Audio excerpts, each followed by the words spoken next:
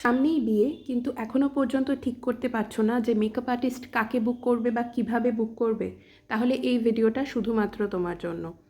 Makeup artist বুক করার আগে এই 5টা পয়েন্ট সবসময় খেয়াল রাখবে। The first easiest way to select the makeup artist is যার কাজ তুমি দেখেছো এবং ভালো লেগেছে সামনে থেকে তাকে বুক করে নেওয়া। সামনে থেকে যে মেকআপটা দেখতে ভালো লাগে সেটা কিন্তু ফটোজ অ্যান্ড ভিডিওজেও দেখতে ভালোই লাগে, কিন্তু যদি কোনো মেকআপ শুধুমাত্র ফটোজ এবং ভিডিওজে ভালো লাগে আর সামনে থেকে ভালো না লাগে রিয়েল লাইফে, সেটা কিন্তু ব্রাইডের জন্য দি worst uncomfortable experience.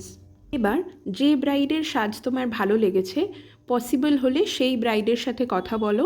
Makeup artist কীভাবে সাজিয়েছে, টাইম মেনটেন করেছে কিনা, মেকআপ আর্টিস্ট ব্রাইডের কথা, ব্রাইডের পছন্দ মাথায় রেখেছে কিনা, এই সব আনুষাঙ্গিক কিছু ইনফরমেশন নাও। মেকআপ কতক্ষণ স্টে করেছে, এবং যদি শিওর হয়ে যাও যে হ্যাঁ এই মেকআপ আর্টিস্ট আমার জন্য perfect, then go for that makeup artist. এবার যদি তোমার এখনও পর্যন্ত কারুর কাজ সামনে থেকে দেখে পছন্দ না হয়ে গিয়ে থাকে, তাহলে সেক্ষেত্রে তোমাকে সোশ্যাল মিডিয়ার ফটোজের ওপরেই ডিপেন্ড করতে হবে।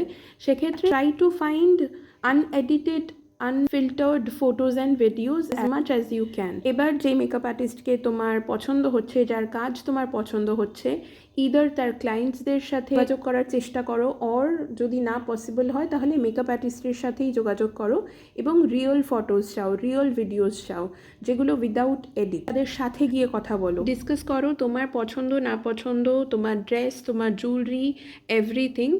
আর then if you think you and your makeup artist are on the same page, then তাদের থেকে একটা ট্রায়াল মেকআপ নাও। এটা কিন্তু কখনোই মিস করবে না। তুমি যেই মেকআপ আর্টিস্টকেই বুক করছো না কেন, তাদের কাছ থেকে ট্রায়াল মেকআপ করো, be it paid or non paid. কিন্তু ট্রায়াল মেকআপ ছাড়া, ট্রায়াল মেকআপ না করে নিজের বিয়ের দিনের মেকআপ আর্টিস্টকে বুক করো না। আরেকটা ইম্পর্ট্যান্ট পয়েন্ট হচ্ছে টাইম। যখনই মেকআপ আর্টিস্ট বুক করছো তখনই তোমার টাইমিংস এবং তোমার মেকআপ আর্টিস্টের টাইমিং ম্যাচ করাটা ভীষণ ইম্পর্টেন্ট। তোমার দিক থেকে টাইম মেনটেন করাটা যেমন ইম্পর্টেন্ট, তেমনি তার দিক থেকেও সেটা ভীষণই important. Try to maintain the timings you have book. Lastly budget. মনে রেখো, সবসময় কিন্তু বিগিনার মেকআপ আর্টিস্ট মানেই সে কম বাজেটে কাজ করবে এবং এক্সপিরিয়েন্সড আর্টিস্ট মানেই তার বাজেট খুব বেশি হবে, এটা কিন্তু হয় না। ডিপেন্ড করে তুমি কোন লোকেশানে বুক করছো, সেই দিনকে তোমার আর্টিস্ট কতজনকে সাজাচ্ছে, তোমার আর্টিস্ট কী প্রোডাক্ট ইউজ করছে তোমার ওপর, তোমার স্কিন টাইপ কীরকম, তোমার ড্রেস কীরকম, তুমি কী চুজ করছো, তুমি কীরকম মেকআপ সিলেক্ট করেছো, তার উপর তোমার বাজেট ডিপেন্ড করে।